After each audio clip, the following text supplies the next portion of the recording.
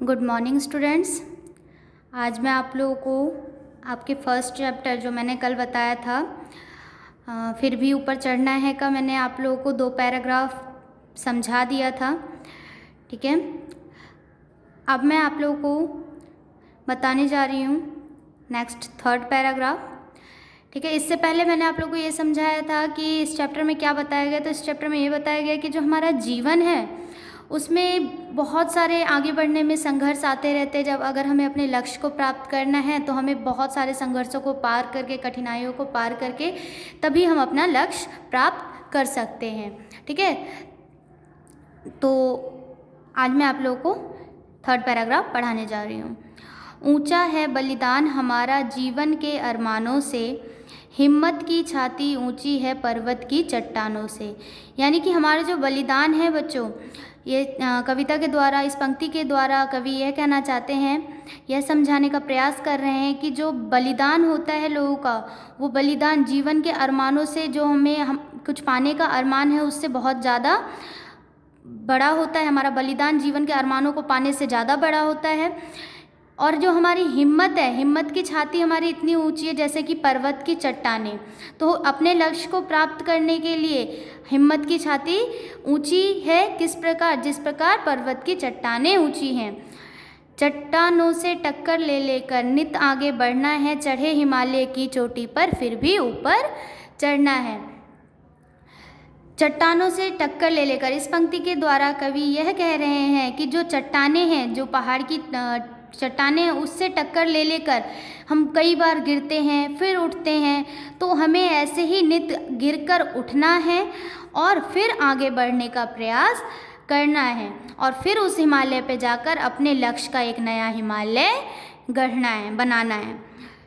5th paragraph है आप लोगों का। अंत पहाड़ों का है लेकिन अभियानों का अंत कहाँ, संघर्षों का अंत कहाँ, संधानों का अंत कहाँ।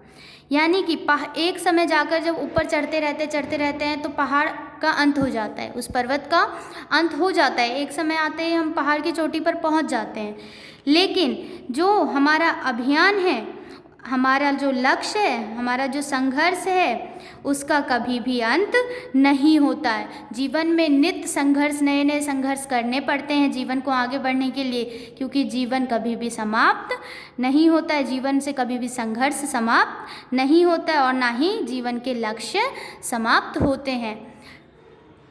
अंत सिद्धियों का है लेकिन निर्माणों का अंत कहाँ, अंत देह का हो सकता है पर प्राणों का अंत कहाँ।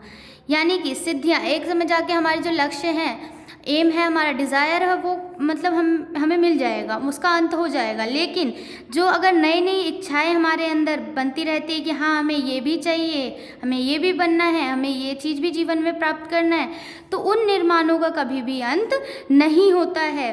अंत देह का होता है, जो शरीर है एक समय जाके शरीर का अंत हो जाता है, लेकिन जो प्राण होते हैं वो प्राण जो है अपना शरीर बदल लेता है, इसीलिए प्राणों का भी अंत कभी नहीं होता है।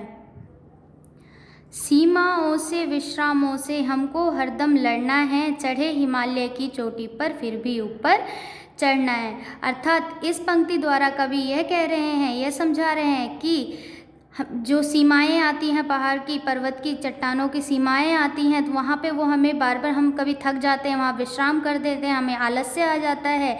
तो हमें हरदम उस आलस्य को दूर करके, उससे लड़के हिमालय की चोटी पर चढ़ना है, अर्थात अपना लक्ष्य प्राप्त करना है। अभी कभी भी अपने जो हमारा जो लक्ष्य है उससे कभी भी भटकना नहीं है और उस हिमालय पे चढ़ के एक नया, अपने लक्ष्य का एक नया हिमालय गढ़ना है।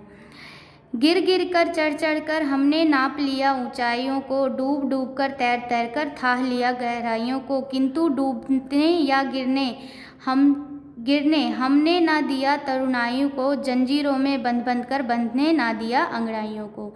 अर्थात हमने गिर गिर कर, चढ़ चढ़ कर, जो हमारी ऊंचाई, जो पर्वत की ऊंचाई है, हमारे लक्ष्य की ऊंचाई है, हमने उसको डूब डूब कर, तैर तैर कर उसको थाह लिया, उसको, उसकी ऊंचाइयों को नाप लिया, किंतु हमें अपने लक्ष्य के प्राप्त करने की जो तरुणाई है, इच्छा है, उसको कभी भी टूटने नहीं दिया, ना ही गिरने दिया।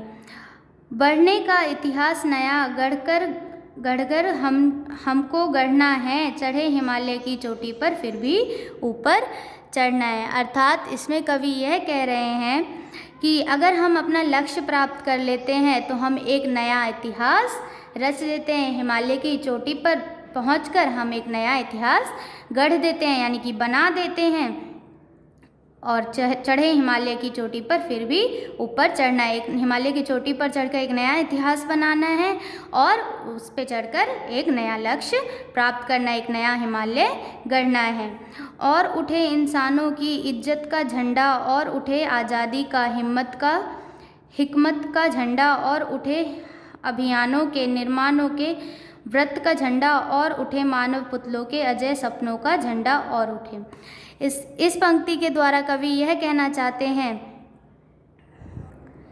इस पंक्ति द्वारा कवि यह समझाने का प्रयास कर रहे हैं कि जब इंसान अपना लक्ष्य प्राप्त कर लेता है, जो बनना चाहता है वो बन जाता है, वो हिमालय की ऊंचाइयों को नाप लेता है, तो तब इंसानों के बीच में जो उसकी इज्जत का झंडा है, उसकी हिकमत का झंडा है, और उसने जो अभियान चलाया था उसका झंडा है, उसके सपनों का झंडा है, वो मानव पुतलों के सामने अजय हो जाता है, विजय हो जाता है और जीत जाता है। और मनुष्य के बीच में उसकी जो इज्जत है, हिकमत है, हिम्मत है, वो ज़्यादा बढ़ जाती है। गढ़नी है नित नई उषा, नित नया हिमालय गढ़ना है, चढ़े हिमालय की चोटी पर फिर भी ऊपर चढ़ना है। अर्थात गढ़नी है नित नई उषा, हमेशा एक नया उत्साह के साथ एक नए हिमालय की चोटी पर चढ़ना है और फिर वहाँ पे जाके एक नया हिमालय गढ़ना है। अर्थात अपने लक्ष्य का एक नया हिमालय गढ़ना है। ठीक है, हमेशा अपना जो डिज़ायर है, अपना जो एम है, लक्ष्य है, उसको प्राप्त करने का वैसे ही पुरानी उत्साह के साथ उसको प्राप्त करने का प्रयास हमेशा करना चाहिए। कभी भी हार मानकर नहीं बैठना चाहिए, नित नई उषा के साथ, नए उत्साह के साथ। ठीक है, तो इस चैप्टर में आपने इस कविता में ये समझा कि जो हमें अपना लक्ष्य है उसे प्राप्त करने के लिए कितनी कठिनाइयों का सामना करना पड़ता है।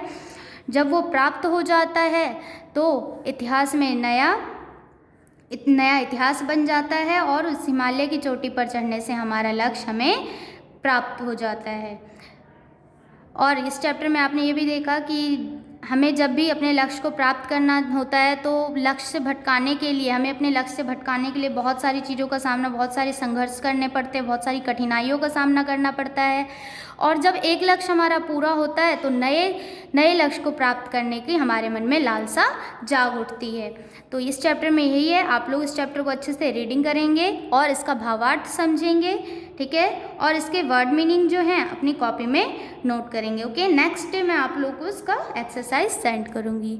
Okay, thank you.